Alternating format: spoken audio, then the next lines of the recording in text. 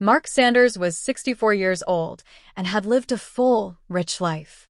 He had been married for 35 years, raised 3 kids, retired from his job as an architect, and finally moved into a cozy townhome on the outskirts of Phoenix, Arizona. Life had slowed down. He didn't mind that. But every now and then, he wondered if he was still noticeable to women, still someone they might flirt with or even hit on. It wasn't about ego. It was about connection. That question got more complicated one warm afternoon at his local coffee shop, Brew and Bloom. Mark had become a regular there ever since his retirement, sitting by the same window every Tuesday and Friday, sipping his Americano, reading the paper, and watching the world pass by. That day, as he stirred a bit of sugar into his coffee, a woman walked in. She looked to be in her early 40s, tall, brunette, sharp green eyes that flickered with energy. She wore a loose linen blouse tucked into dark jeans, and her laughter filled the cafe as she chatted briefly with the barista. Mark didn't think much of it until she walked straight toward his table. "Mind if I sit here?" she asked, gesturing toward the empty chair across from him. Mark looked around. Plenty of empty tables. But he smiled politely. "Of course. Please." She introduced herself as Vanessa. She'd just moved into the area from Santa Fe and hadn't met many people yet. As they chatted, Mark found himself wondering, was this just a friendly conversation, or something more? And that's when it hit him. Most older men had forgotten how to recognize the subtle signs women give when they're interested. Maybe he had, too. Vanessa's eyes lingered when he spoke. She touched her hair often, sometimes leaned forward, and laughed at even his driest jokes. Mark felt a flicker of something he hadn't felt in years. Possibility. That night, he sat in his recliner, a notebook in hand. He scribbled at the top of the page, "Signs a woman is hitting on you." He wanted to remember. Not just for himself, but because only 2% of older men seemed to still recognize them. The world had changed. Courtship was quieter now. But the signs were still there, just buried under layers of politeness and self-doubt. He remembered a time decades ago when a woman's flirtation was loud, bold, and often unmistakable. But now, in this new phase of life, things were more subtle. Vanessa, for example, hadn't said anything obvious. But the signs had been there. Mark recalled how Vanessa had touched his forearm while laughing, how she had maintained eye contact longer than normal. Her voice had softened when she asked about his past. She asked if he had any hobbies, if he ever went dancing. And when he said he used to, her eyes lit up like a spark. He also remembered her mentioning she liked older men because they knew what they wanted and weren't playing games. That wasn't just a compliment, it was a signal. Mark had smiled then, brushing it off, but now he realized she'd been letting him know she was open, interested. The next day, he visited the public library to do a little reading.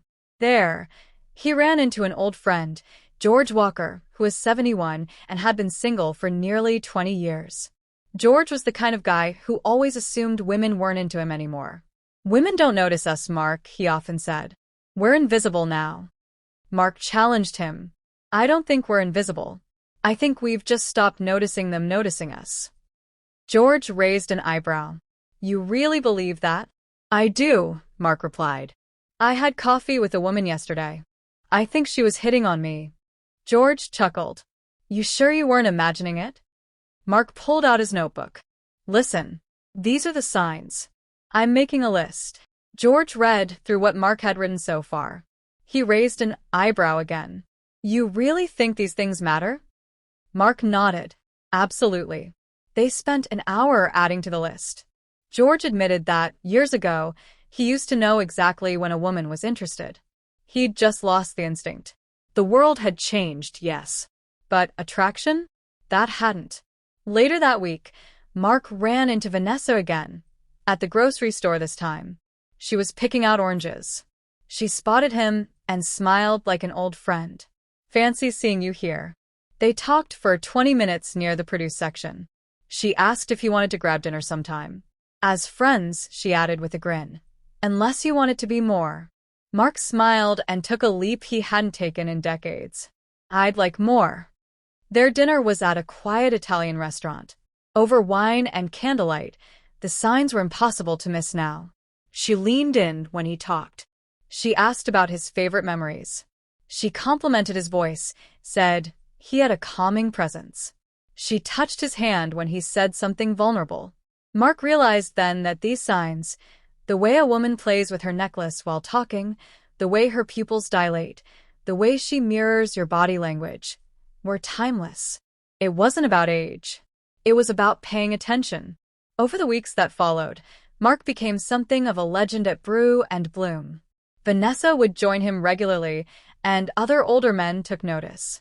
They began asking him for advice. One by one, he told them what to watch for. If a woman laughs a little louder when you're around, she might be interested. If she finds ways to be near you, if she gives you compliments that feel deeper than surface level, if she finds reasons to keep talking after the topic has died, those are all signs. If she tilts her head when she listens, or finds subtle ways to touch your arm or shoulder, she's giving you a window. You just have to be brave enough to step through it. One afternoon, George burst into the coffee shop, excited. "Mark, it happened. I saw the signs. She asked me to join her book club." Mark smiled. "It begins with a book club, my friend." Over time, Mark's notebook became a local treasure among the older men in town. They'd meet once a month, the Second Wind Society, they called it, and share stories of moments they almost missed, signs they would have overlooked if they hadn't learned to watch for them again. It wasn't about chasing youth. It was about understanding that attraction doesn't die with age. It just changes its language. Mark and Vanessa continued seeing each other. It wasn't rushed. It wasn't perfect, but it was real. They took walks. They cooked together. They even took dance lessons at the community center. And each time Vanessa leaned her head on his shoulder or laughed at his corny jokes, Mark smiled. He hadn't missed the signs. Looking back, Mark often said, "Most older men think romance is a closed chapter. But the truth is, we've just stopped reading the fine print."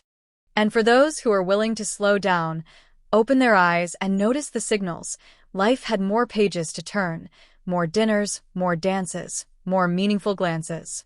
In a world where only 2% of older men still knew how to spot the signs, Mark was proud to be among them. And he was even prouder to teach others to see again, not just women, but the moments, the magic, and the possibilities that still danced around them, waiting to be noticed.